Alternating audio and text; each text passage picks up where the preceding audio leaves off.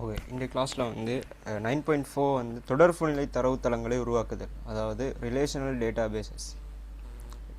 அட்டவணையொன்றின் முதல்நிலை சாவி அந்நிய சாவி சம்பந்தமான விளக்கத்தை உபாத்தியாயம் 9.1 பெற்றுள்ளீர்கள். ரைட், அப்போ முதல்நிலை சாவின்னு சொன்னால் என்ன, அதே மாதிரி அந்நிய சாவி ஃபொரின் கீ அப்படின்னு சொன்னால் என்ன, ரெண்டு விஷயங்களை வந்து அதே மாதிரி எக்ஸ்ட்ராவாக கம்பாரிசன் சொல்லக்கூடிய சேர்மான சாவி அப்படின்னு சொன்னால் என்னன்னு சொல்லி நாங்கள் பார்த்தேன். அந்த விஷயந்தான் நீங்கள் சொல்லப்படுது. இதை வந்து நாங்கள் படிச்சுட்டேன்.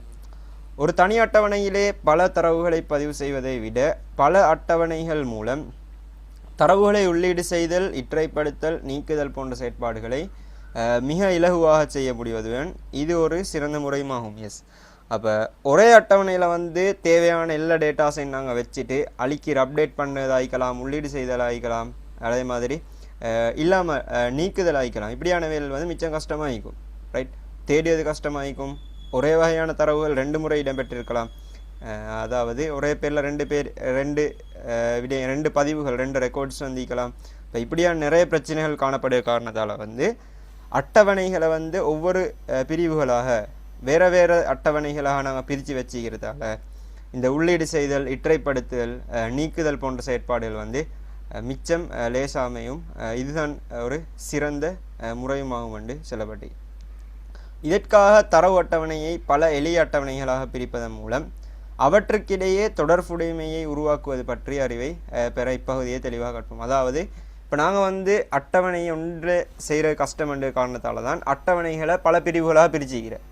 சரி, உதாரணத்துக்கு எடுத்துக்கொண்டோம்னு சொன்னால் பரீட்சைகள் சம்பந்தமான புள்ளிகள் ஒரு அட்டவணையில், மாணவர்கிட்ட பர்சனல் டேட்டாஸ் தனிநபர் தகவல் வந்து இன்னும் ஒரு அட்டவணையில் மீக்கிறேன்னு சொன்னால் ரெண்டே ஒன்றில் இல்லாமல் நாங்கள் வேறு வேறு பிரித்து வச்சுக்கிறேன்னு சொன்னால் ரெண்டு அட்டவணைக்கும் இடையில் ஒரு தொடர்பு காணப்படும். ரைட், அப்படி ரெண்டு அட்டவணைகளை தொடர்புபடுத்துறது தான் ரைட் அட்டவணைகளுக்கிடையான தொடர்பு, அதாவது தரவுத்தளங்களுக்கு இடையிலான தொடர்பு, ரிலேஷனல் டேட்டா பேஸ் அப்படின்னு சொல்லப்போ நாங்கள் அட்டவணைகளுக்கு இடையில் இந்த தொடர்புகள் எப்படி செய்கிற அப்படின்றத இந்த பாடத்தில் பார்க்க போகிறோம். தொடர்புநிலை தரவுத்தளத்தை உருவாக்கும் போது அட்டவணைகளுக்கிடையே பல்வேறுபட்ட தொடர்புடைமைகள் காணப்படலாம். அவை ஒன்றுக்கொன்று தொடர்புடைமை, ஒன்றுக்கு பல தொடர்புடைமை, பலவிற்கு பல தொடர்புடைமைன்னு வகைப்படுத்தப்படும். அப்போ இப்படி நாங்கள் அட்டவணைகளுக்கு இடையில் தொடர்புகளை செய்ய போக்கோல அங்கே மூன்று வகையான தொடர்புகள் வந்து இடம்பெறும். ஒன்று வந்து ஒன்றுக்கொன்றுன்னு சொல்லப்படக்கூடிய ஒன் டு ஒன் ரிலேஷன்ஷிப், அதே மாதிரி ஒன் டு மெனி, அதாவது ஒன்றுக்கு பலன்னு சொல்லப்படக்கூடிய ஒன் டு மெனி ரிலேஷன்ஷிப், கடைசாவது வந்து பலவிற்கு பல என்ற மெனி டு மெனி ரிலேஷன்ஷிப்னு சொல்லி மூன்று வகை தொடர்புடைமைகள் வந்து இரண்டு அட்டவணைகள் இணைக்கும் போது பயன்படுத்தப்படுக. ரைட்,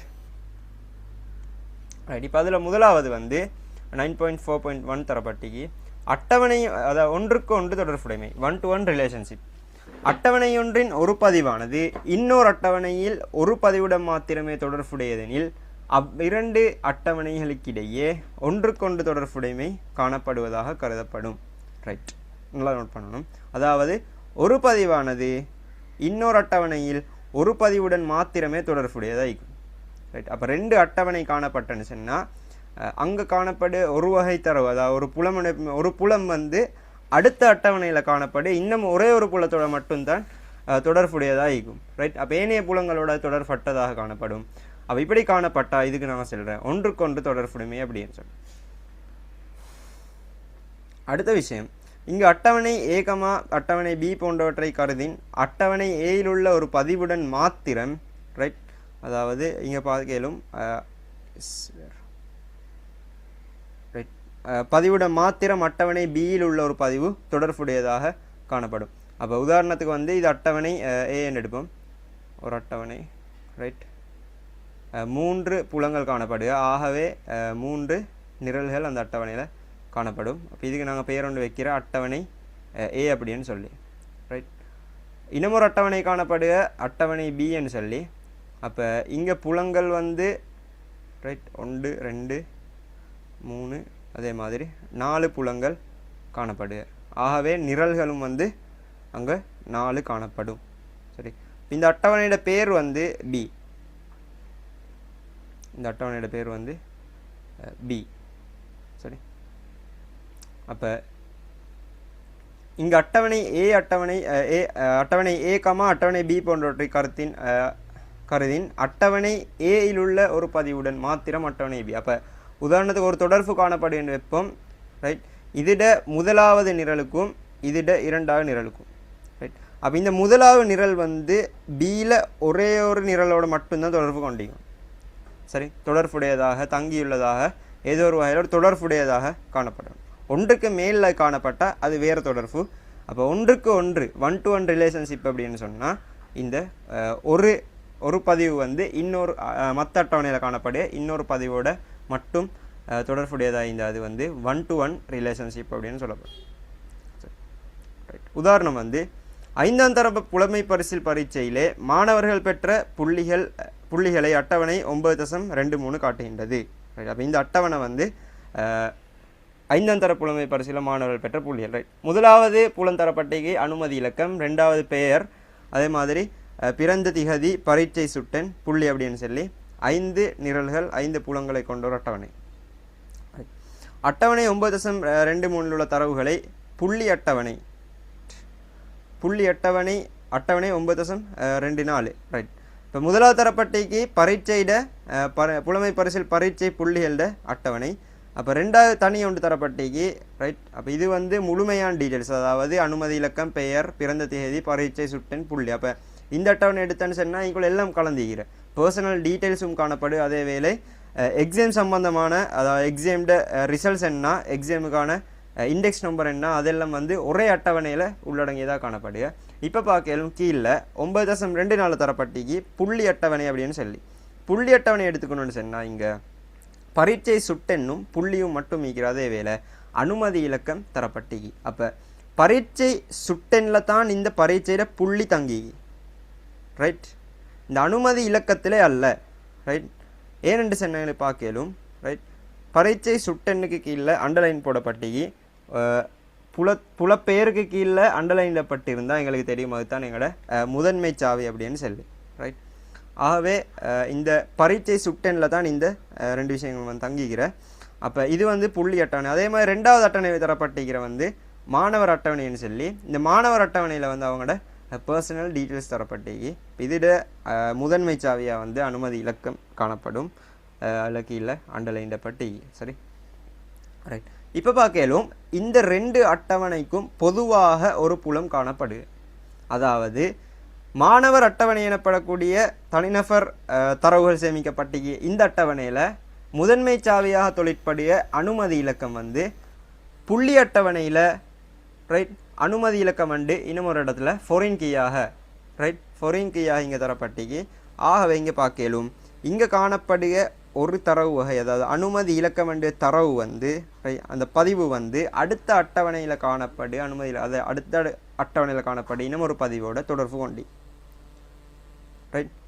அதே 1426 வந்து வேறொன்றோட, அதாவது அனுமதி இலக்கம் வந்து வேறு வகையோ, அதாவது புள்ளியோடையோ பரீட்சை சுட்டனோடையோ ஒன்றுக்கு மேற்பட்டதில் வந்து தொடர்புடையதாக இல்லை, ரைட். அப்போ ஒன்றோட மட்டும்தான் தொடர்பு பட்டிக்கிறன்ற காரணத்தால் இங்கே பார்க்கலும் இந்த 2 அட்டவணைகளுக்கும் இடையில் காணப்படுகிற தொடர்புடைமை தான் நாங்கள் சொல்கிறேன் ஒன்றுக்கு ஒன்று தொடர்புடைமை 1-to-1 ரிலேஷன்ஷிப் அப்படின்னு சொல்லி, ரைட். புள்ளி அட்டவணையிலே ஒரு பதிவானது மாணவர் அட்டவணையிலே ஒரு பதிவுடன் மாத்திரம் தொடர்புடையது. எஸ். அத்துடன் மாணவர் அட்டவணையில் உள்ள ஒரு பதிவானது புள்ளி அட்டவணையில் உள்ள ஒரு பதிவுடன் மாத்திரம் தொடர்புடைய. அப்போ 2 அட்டவணையிலையும் காணப்படும் இந்த இது வந்து ஒவ்வொன்றோட, அதாவது ஒவ்வொன்றோட தான் தொடர்புப்பட்டதை ஒழிய வேறு இதுகளோட தொடர்பட்டில்லை. அதுதான் இந்த பதிவு சொல்ல. அதாவது புள்ளி அட்டவணையிலே ஒரு பதிவான மாணவர் அட்டவணையிலே ஒரு பதிவுடன் மாத்திரம் தொடர்புடையது.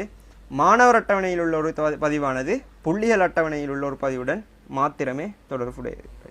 மாணவர் அட்டவணையில் அனுமதி இலக்கம் முதல் நிலை சாவியாக காணப்படுவதுடன் புள்ளி அட்டவணையிலே அனுமதி இலக்கம் அந்நிய சாவியாக காணப்படுகின்றது. அந்த விஷயத்தை நான் சொன்னேன். அனுமதி இலக்கம் வந்து இங்கே அந்நிய சாவியாக ஃபொரின் கீயாக வந்து தொழிற்படுகிறது.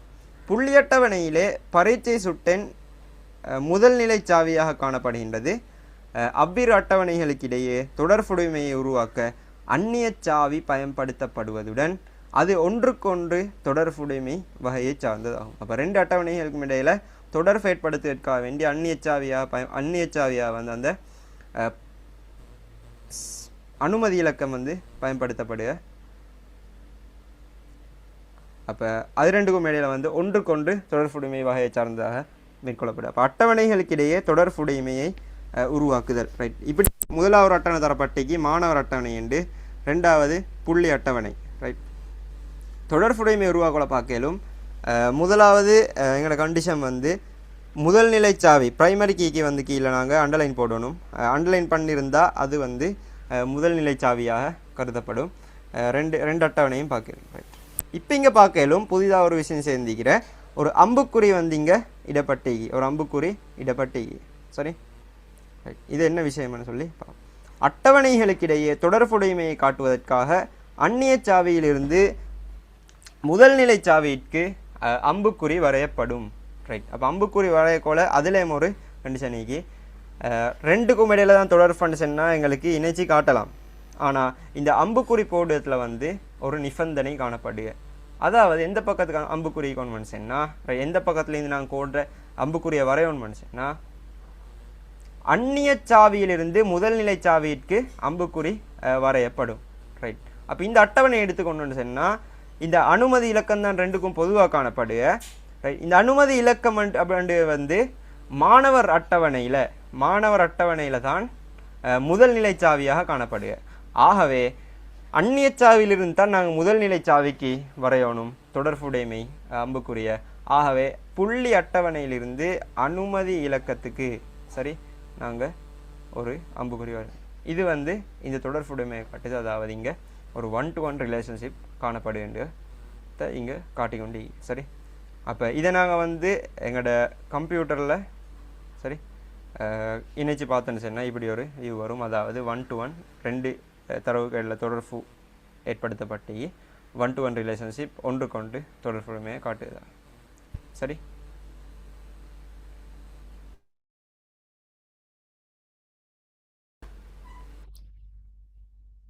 ரைட்.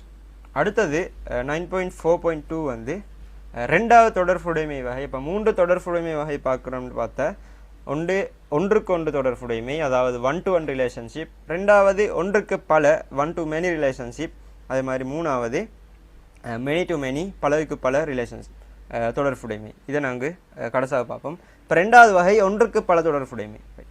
அட்டவணை ஒன்றில் உள்ள ஒரு பதிவானது இன்னொரு அட்டவணையில் உள்ள பல பதிவுகளுடன் தொடர்புடையதெனில் இவ்விரு அட்டவணைகளுக்கிடையே காணப்படும் தொடர்புடைமையானது ஒன்றிற்கு பல தொடர்பு உடைமை எனப்படும். ரைட். அப்போ ஒரு அட்டவணையில் காணப்படும் ஒரு பதிவு, ரைட், ஒரு பதிவு வந்து இன்னொரு அட்டவணையில், அப்போ ஒரு அட்டவணையில் இருக்கிற ஒரு தரவு தான் மற்ற அட்டவணையில் ஒன்றுக்கு மேற்பட்ட தரவுகளோட தொடர்புடையாக காணப்படும். சரி. அப்போ இதுதான் ஒன்றுக்கு பல தொடர்புடைமை 1-to-many ரிலேஷன்ஷிப் அப்படின்னு சொல்லப்படுது. அட்டவணைகள் A,Bயில் B ஆனது தொடர்புடைமையை கொண்ட அட்டவணை எனில் இவை இரண்டுக்கும் இடையே காணப்படும் ஒன்றுக்கு பல தொடர்பை பின்வரும் அட்டவணை காட்டுகின்றது. ரைட். அப்போ நிபந்தனைகள் நினைக்கிறேன். அட்டவணை A எடுத்துக்கொண்டோன்னு சொன்னால் அட்டவணை Aயில் உள்ள ஓர் பதிவானது அட்டவணை Bயில் உள்ள பல பதிவுகளுடன் தொடர்பு பட முடியும். சரி. உதாரணத்தை நான் ஏற்கனவே வரைஞ்ச இந்த அட்டவணை எடுத்துக்கொண்டேன்னு சொன்னால் சரி, இங்கே காணப்படுக ஏல காணப்படு ஒரு தரவானது பியில் காணப்படுக பலதோட தொடர்புபட்டிக்கலாம். ஒரு புலம் அல்ல, 2 அல்ல, 3 அல்ல, ஒன்றுக்கு மேற்பட்ட எத்தனை புலங்களோட 2 ஆயிக்கலாம், அது 3 ஆயிக்கலாம், எத்தனையோட தொடர்பு பட்டிக்கலாம். இப்போ இதுதான் 1-to-many ரிலேஷன்ஷிப் அப்படின்னு சொல்கிறேன். ரைட். பதிவுடன் தொடர்புபட முடியும். அட்டவணை B எடுத்துக்கொண்டோம்னு சொன்னால் அட்டவணை Bயில் உள்ள ஒரு பதிவானது அட்டவணை Aயில் உள்ள ஒரு பதிவுடன் மாத்திரமே தொடர்புபட முடியும். ரைட். அப்போ ஒன்றுக்கு பல இணைக்கும் போது பார்க்கலும் இந்த Bயில் காணப்படு ஒரு தரவு வந்து, அப்போ இந்த தரவு எடுத்துக்கொள்ளாமே, இந்த இப்போ 1-to-many ரிலேஷன்ஷிப் ஏற்படுத்தப்பட்டிருந்தா இந்த தரவு இந்த அட்டவணையில் காணப்படு ஒன்றோட மட்டும்தான் தொடர்பு பட்டிக்கணும். சரி. இல்லை 1-to-many தான் அப்படின்னு சொல்லி வரும், இங்கேருந்து இப்படி இங்கேயும் தொடர்புடையிலும் இங்கேயும் தொடர்பு அப்படி ஒன்று இல்லை. சரி. ஏலிருந்து பிக்கு தொடர்புடைமை அப்படின்னு சொன்னால் ரைட், ஏல காணப்படு ஒரு தரவு பியில் ஈக்கிய எத்தனையோட ஒன்றுக்கு மேற்பட்டதோட தொடர்பட்டிக்கலாம். மாறாக பியில் ஈக்கிற ஒரு தரவு ஏல ஈக்கிற எல்லா தரவோட தொடர்புபட்டிருக்க முடியாது. அப்படி இருந்தால் அதுக்கு வேறு பேர். ஆகவே ஒன்றுக்கு பல தொடர்புடைமை அப்படின்னு சொன்னால் ஒன்றில் காணப்படாத தொடர்புடன் ஏற்படுத்தி அந்த அட்டவணை 1வது அட்டவணையில் காணப்படும் ஒரு தரவானது ஒரு பதிவானது அடுத்த அட்டவணையில் காணப்படிய ஒன்றுக்கு மேற்பட்ட பதிவுகளோட தொடர்பு கொண்டிருக்கும். சரி, அப்போ இது வந்து முதலாவது நிபந்தனை. ரெண்டாவது, அட்டவணை பியுடன் தொடர்பற்ற பதிவுகள் காணப்பட முடியும். எஸ், இப்போ ஏலிருந்து பிக்கு தொடர்பு ஏற்படுத்தினா பியில் தொடர்பு படாத பதிவுகளும் காணப்படலாம். சரி, இங்கே பார்க்கலும் இங்கே நாங்கள் ஒரு தொடர்பு ஏற்படுத்திக்கி அப்போ இந்த புலத்தோட வந்து தொடர்பு ஏற்படுத்தப்பட்டில்லை. அப்போ பியில் வந்து இப்படியான புலங்களும் காணப்படலாம், இப்படியான பதிவுகளும் காணப்படலாம், தொடர்பு ஏற்படுத்தப்படாத பதிவுகளும் காணப்படலாம் அப்படின்னு தான் சொல்கிறேன். அட்டவணை ஏயுடன் தொடர்பற்ற பதிவுகள் காணப்பட முடியாது. சரி, அப்போ ஏயோட வந்து தொடர்பு இல்லாத பதிவுகள் வந்து அங்கே காணப்பட இயலாம். அடுத்தது, முதல்நிலை சாவியுடைய புலத்திலே தரவுகள் மீள்பதிவு செய்யப்பட முடியாது. அது தெரிஞ்ச விஷயம் எங்களுக்கு. பிரைமரி கீயாக வந்து ஒரு குளம் காணப்பட்ட அங்கே வந்து தரவுகள் வந்து மீள்பதிவு. சரி, முதல்நிலை சாவிட பண்புகளில் 2 முக்கியமான விசேட பண்புகளில் 2ல் ஒன்று தான் இது. முதலாவது வந்து நாங்கள் ஏற்கனவே படித்த விஷயம்தான் விசேட பண்பு. அந்த புலம் வந்து சூனியமாக காணப்படையலாம், அதே வேளை தரவு மீள்பதிவு வந்து நடைபெறலாம். அப்போ அந்த வகையில் முதல்நிலை சாவியுடைய புலத்தில் வந்து தரவுகள் வந்து மீள்பதிவு செய்யப்பட முடியாது. அந்நிய சாவியுடைய புலத்திலே தரவுகள் மீள்பதிவு செய்யப்பட முடியும். இப்போ ஃபொரின் கீயாக போனேன்னு சொன்னால் அங்கே தரவு வந்து மீள்பதிவு செய்யப்பட முடியும். ரைட், அப்போ இது வந்து தரவு மீள்பதிவு செய்யப்பட முடியாது என்ற கண்டிஷன் வந்து பிரைமரி கீக்கு மட்டுமே உரிய ஒரு பண்பு நிபந்தனை. அட்டவணை ஏயில் உள்ள பதிவுடன் தொடர்புடைய பதிவு ஒன்று அட்டவணை பியில் காணப்படுவது அத்தியாவசியம் இல்லை.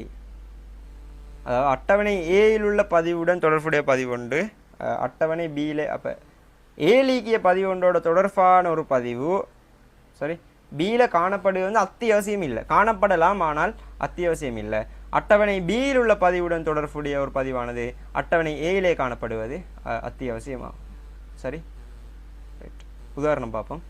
மாணவர்களது தனிப்பட்ட தரவுடன் வசதி கட்டண கொடுப்பனவு அடங்கிய கீழ் அட்டவணையை கருதுக. அப்போ தனிப்பட்ட தரவும் காணப்படுவது அந்த அட்டவணையில் வசதி கட்டண கொடுப்பனவு தொடர்பான அட்டவணை. அப்போ 2 விஷயங்கள் 2 வகை தரவும் வந்து ஒரே அட்டவணையில் உள்ளடங்கி. இங்கே பார்க்கலாம் அனுமதி இலக்கம், மாணவர் பெயர், பிறந்த தேதி, இதெல்லாம் வந்து எங்களுக்கு பார்க்கலுமாய்க்கு பர்சனல் டீட்டெயில்ஸ் தனிப்பட்ட தரவுகளாக. ரெண்டாவது அதே அட்டவணையில் அங்கே தரப்பட்டிக்கு பற்றுச்சீட்டு இலக்கம், திகதி, கட்டணம் அப்படின்னு சொல்லி. அப்போ இது வந்து எல்லாம் கலந்த ஒரு அட்டவணையாக காணப்படுக. என்ன விஷயம்னு பார்ப்போம். இவ்வட்டவணையிலே பற்றுச்சீட்டு இலக்கம் என்ற புலத்தில் கட்டணம், திகதி போன்ற புலங்கள் தங்கி உள்ளன. பற்றுச்சீட்டு இலக்கத்தில் தான் இந்த திகதியும் கட்டணமும் தங்கிக்கிற. ஏனென்று சொன்னால் ரைட், பற்றுச்சீட்டு இலக்கம் கொடுக்குற இந்த கட்டணத்தை செலுத்தி, அதாவது இந்த திகதியில் இந்த கட்டணம் செலுத்தின பிறகு தான் சரி இதில் தான் இதெல்லாம் தங்கி. மாறாக பிறந்த திகதியில் கட்டணம் தங்கில்லை. என்னென்னு சொன்னால் பிறந்த திகதியில் இல்லை கட்டணம் செலுத்தப்பட்டு, கட்டணம் செலுத்தப்பட்டது வந்து அதாவது அந்த திகதி எந்த திகதியில் கட்டணம் செலுத்தப்பட்டோ அதை பேஸ் பண்ணி தான் இந்த பற்றுச்சீட்டு இலக்கம் வந்து தயாரிக்கப்பட்டிருக்கும். அதே மாதிரி பார்க்கலும் அனுமதி இலக்கம், அதாவது எங்களோட பிறந்த திகதி வந்து மாணவர் பேர், அதாவது அத்துணை பற்று. இதற்கு காரணம் பற்றுச்சீட்டு இலக்கம் வந்து ஒன்றுடன் ஒன்று வேறுபடுவதாகவும் பற்றுச்சீட்டானது வழங்கப்படுவது கட்டணம் செலுத்தப்படும் ஒழுங்கிலாகும், அதாவது அந்த திகதி. இதனால் பூர்ணப்படுத்தப்படாத பதிவுகள் காணப்பட வாய்ப்புண்டு. அட்டவணையிலே நிறை ஆர் மூலம் காட்டப்பட்டுள்ளது. அத்துடன் இவ்வட்டவணையிலே தரவு மீள்பதிவு செய்யப்பட்டுள்ளதையும் அவதானிக்கலாம்.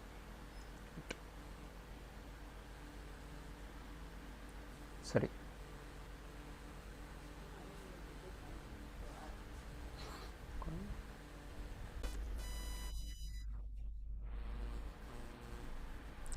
ரைட். இதனால் பூர்ணப்படுத்தப்படாத பதிவுகள் காணப்பட வாய்ப்புண்டு. அத்துடன் இவ்வட்டவணையிலே தரவு மீள்பதிவு செய்யப்பட்டுள்ளதையும் அவதானிக்கலாம். ரைட், அப்போ இந்த அட்டவணையில் வந்து பார்க்கணும் தரவு மீள்பதிவு செய்யப்பட்டிக்கு. ரைட், என்ன சொன்னால் 2 வகை தரவு, அதாவது இங்கே பார்க்கணும் கவிதை பிரபாஸ்வர் அப்படின்ற பேர் வந்து இங்கேயும் கவிதை பிரபாஸ்வர். அதே மாதிரி அவரோட அனுமதி இலக்கம் அதாவது பிறந்த தேதியெல்லாம் டேட்டா, அதாவது தரவு வந்து மீள்பதிவு நடைபெற்றிருக்கு. ஆனால் பற்றுச்சீட்டு இலக்கத்தை பார்க்கலும் மாறிகி இங்கே 1000 அதே மாதிரி இங்கே 1002 ரைட். அப்போ பற்றுச்சீட்டு வழங்கப்படப்பட இலக்கம் வந்து அதிகரித்து போகிறது காரணத்தால், அதாவது இது 1ஆம் மாதம் 12ஆம் தேதி, இது 1ஆம் மாதம் 4ஆம் தேதி. சரி, அப்போ பற்றுச்சீட்டு பெற்றதால் வந்து அவரோட பெயர் மறு 2ஆம் முறை மீள்பதிவு நடைபெற்று. அப்போ இங்கே வந்து மீள்பதிவு நடைபெற்றிருக்கிறது அவதானிக்கு. எனவே இவ்வட்டவணையானது மாணவர் அட்டவணை 9.28 வசதி கட்டண அட்டவணை என இரு அட்டவணைகளாக பிரிக்கப்படுவது சிறந்ததாகும். இங்கு பற்றுச்சீட்டு இலக்கம் வசதி கட்டண அட்டவணையிலே முதல் நிலை சாவியாக காணப்படுவோம்.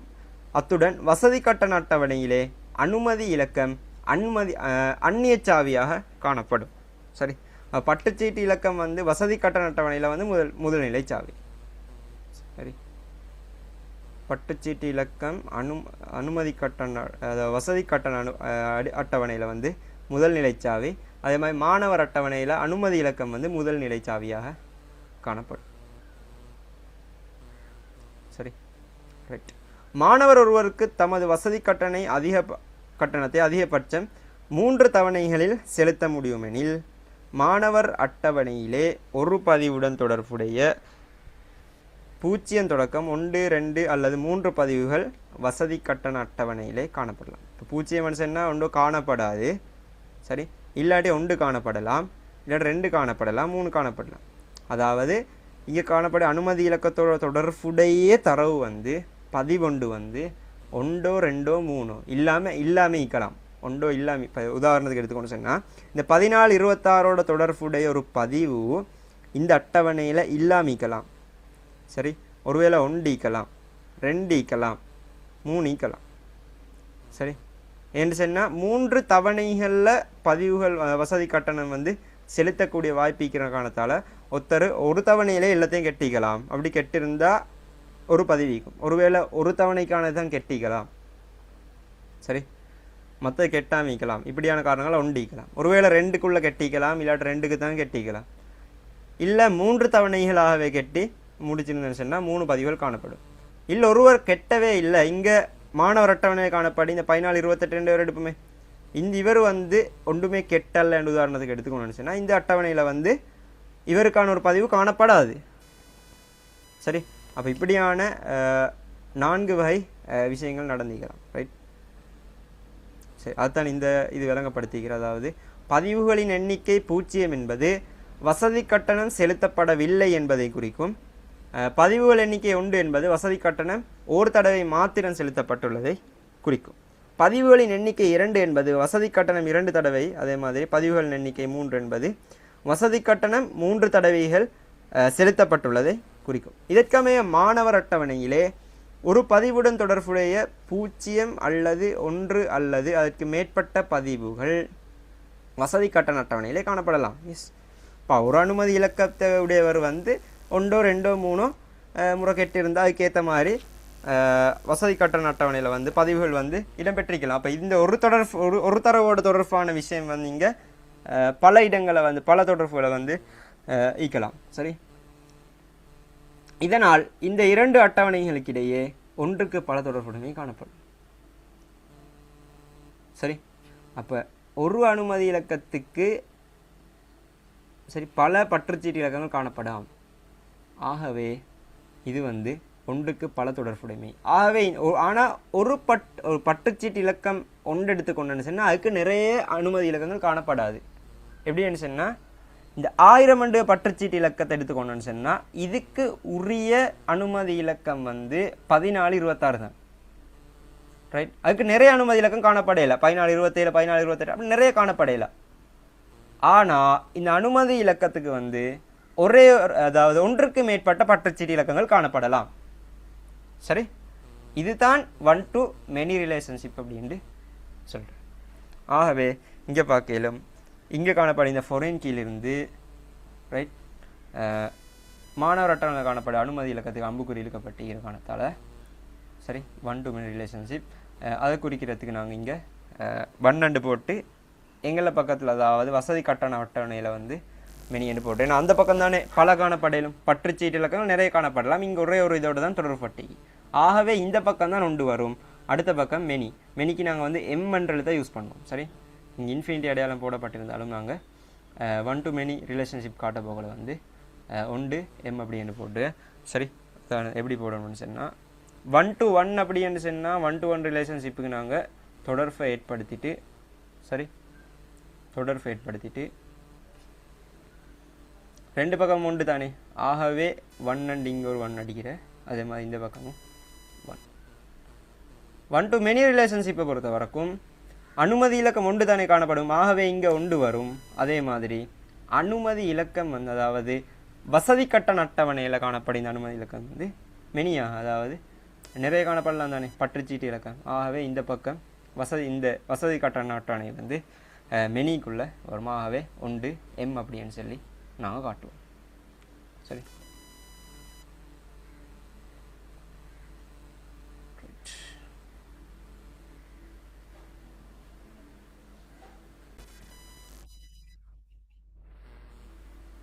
ரைட் அடுத்தது வந்து 9.4.3 பலவிற்கு பல தொடர்புடைமை மெனி டு மெனி ரிலேஷன்ஷிப் அப்படின்னு சொல்கிறேன் ஒரு அட்டவணையிலே பதிவொன்றுடன் பிரிதோர் அட்டவணையில் பல பதிவுகள் தொடர்புடையதாகவும் அத்துடன் தொடர்புடைமை அட்டவணையில் பதிவொன்றுடன் முதலாம் அட்டவணையில் பல பதிவுகள் தொடர்புடையதாகவும் இருப்பின் அட்டவணைகளுக்கிடையேயான தொடர்புடைமை பலவிற்கு பல மெனி டு மெனி ரிலேஷன்ஷிப் பண்ண சொல்லப்படுது அதாவது ஏபி என்று சொல்லி ரெண்டு அட்டவணைகள் எடுத்துக்கொண்டு சொன்னால் ரைட் ஏன்னு சொல்லியும் பி என்னும் சொல்லியும் ரெண்டு அட்டவணைகள் எடுத்துன்னு சொன்னால் ரெண்டு அட்டவணையிலையும் காணப்படி ஒரு தரவு வந்து அதாவது ஏல காணப்படுக ஒரு தரவு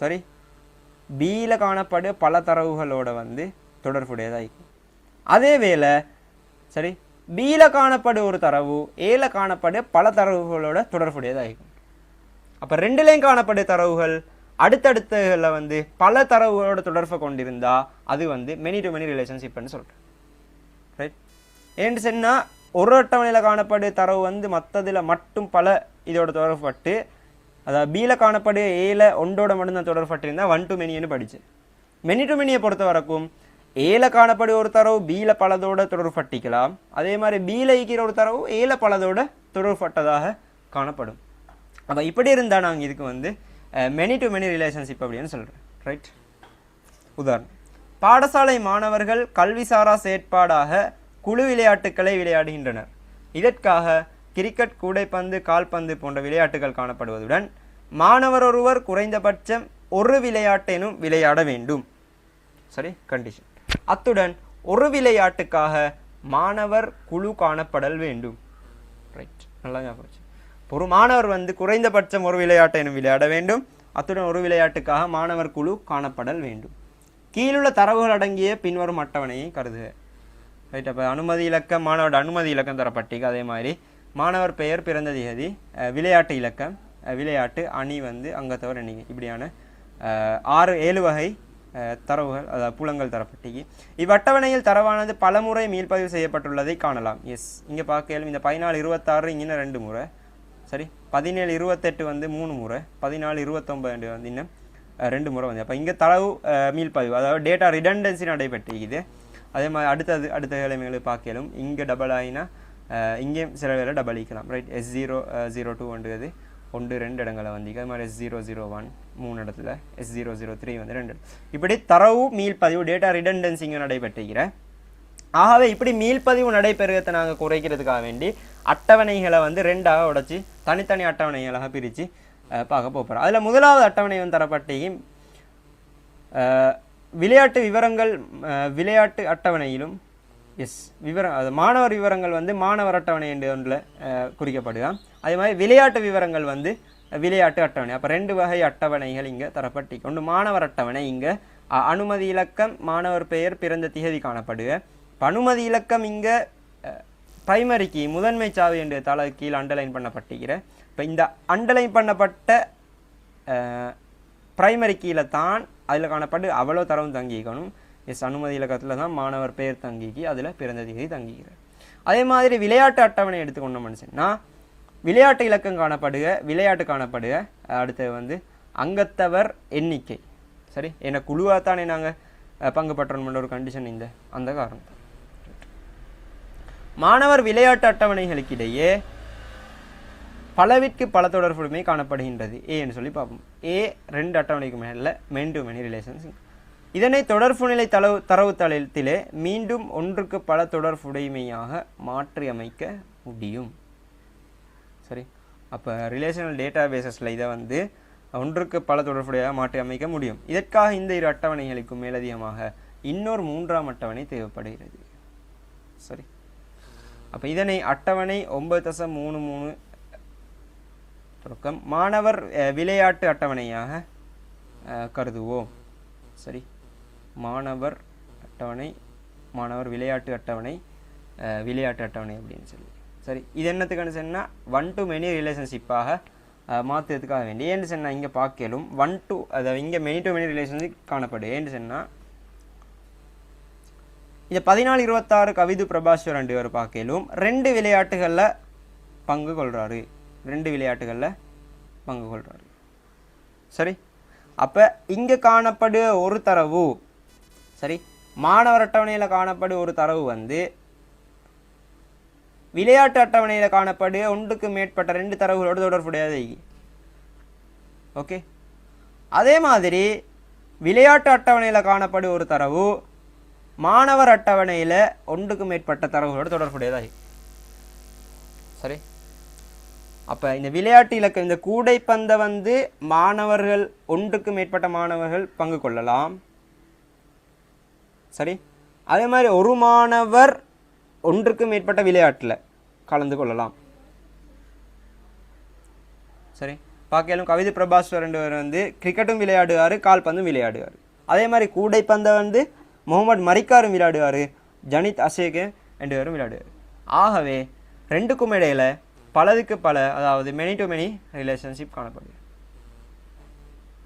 இதனை ஒன்றுக்கு பல தொடர்புடையதாக 1 to many ரிலேஷன்ஷிப் கொண்டதாக மாற்றலும். அதுக்காக வேண்டித்தான் நாங்கள் அதை 3ஆவோட செய்கிறோம். முதலாவது வந்து மாணவர் அட்டவணை, அதே மாதிரி 2வது மாணவர் மற்றும் விளையாட்டு அட்டவணை என்றும், 3வது விளையாட்டு அட்டவணைன்னு சொல்லி. அனுமதி இலக்கம் மாணவர் அட்டவணையில் முதல் நிலை சாவியாகும். ஆனால் மாணவர் விளையாட்டு அட்டவணையில் அந்நிய சாவியாகும். அனுமதி இலக்கத்தை பார்க்கலும் மாணவர் அட்டவணையிட முதல் நிலை சாவியாக அனுமதி இலக்கம் இயக்கி, அதே அனுமதி இலக்கம் மாணவர் விளையாட்டு அட்டவணையிட ஃபொரின் கீயாக, அப்படிதான் சொல்லியிருந்த மாணவர் விளையாட்டு அட்டவணையில் அந்நிய சாவி ஆகும். இங்கே வந்து அது அந்நிய சாவியாக பயன்படுத்தப்பட்டிருக்கு. விளையாட்டு இலக்கம் விளையாட்டு அட்டவணையில் முதல் நிலை சாவியாகும். விளையாட்டு இலக்கம் விளையாட்டு அட்டவணையில் முதல் நிலை சாவி. ஆனால் மாணவர் விளையாட்டு அட்டவணையில் அந்நிய சாவியாகும். மாணவர் விளையாட்டு அட்டவணையில் அந்நிய சாவியாகும். சரி, அப்போ இந்த மாணவர் விளையாட்டு அட்டவணை எடுத்துக்கொண்டோம்னு சொன்னால் இங்கே ரைட் அந்நிய சாவியாக, அதாவது மாணவர் அட்டவணையை வந்து காணப்படும் முதல் நிலை சாவி இங்கே அந்நிய சாவியாகும். விளையாட்டு அட்டவணையில் காணப்படும் முதல் நிலை சாவியும் இங்கே அந்நிய சாவியாக பயன்படுத்தப்பட்டி. மாணவர் விளையாட்டு அட்டவணையிலே முதல் நிலை சாவியானது அனுமதி இலக்கம் ப்ளஸ் விளையாட்டு இலக்கம். சரி, அப்போ இந்த அட்டவணை எடுத்துக்கொண்டோன்னு சொன்னால் இங்கே ரைட் முதல் நிலை சாவியாக வந்து 2 சேர்ந்து வருது. ரைட், அனுமதி இலக்கமும் விளையாட்டு இலக்கமும். இப்போ இது 2 சேர்ந்து தான் ஒரு முதல் நிலை சாவியாக காணப்படுன்னு சொல்லி, மாணவர் விளையாட்டு அட்டவணைகளுக்கு இடையே பலவிற்கு பல தொடர்புடைமை காணப்படுகின்றது. மாணவர் விளையாட்டு அட்டவணை, அப்போ 2க்கும் இடையில பலவிற்கு பல. ரைட், ஏன்னு சொன்னால் விளையாட்டுக்கு வாக்கையிலும் கிரிக்கெட் எடுத்துக்கொண்டோம்னு சொன்னால் ரைட் கூடைப்பந்து எடுப்போமே 14-19 எஸ் பண்ணோம். ரைட், இந்த ஜனித் அசேக் அப்படி என்று அவரால் வந்து S01 அதே மாதிரி S003 என்று 2 விளையாட்டு விளையாடலும். ரைட், நாங்கள் ஏற்கனவே பார்த்த மாதிரி தான் ஒரு மாணவரால் பல விளையாட்டுகள் விளையாடலாம்.